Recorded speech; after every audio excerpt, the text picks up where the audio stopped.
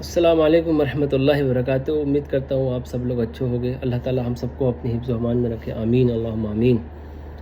आज की video job के मुतालिक है और मैं जहाँ हूँ तकरीबन अबू धाबी से 200 किलोमीटर दूर हूँ। असब एरिया लगता है ये।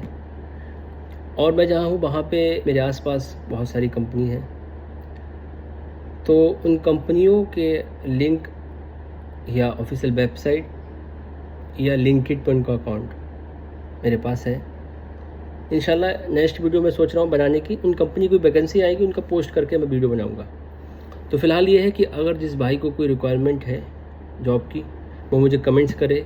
इंशाल्लाह मैं उसको लिंक भेजूँगा और आगे डिटेल में बताऊँगा कि कैसे अप्लाई करना है। सपोज़ अगर कंपनी के डायरेक्ट हो गया तो आपका फ्री ऑफ कॉस्ट है, वीज़ा भी आपको कंपनी देगी, टिकट भी आपको देगी। इंशाल्लाह जेन्युइन आपका काम हो जाएगा। अस्सलाम वालेकुम वरहमतुल्लाहि वबरकातुहू।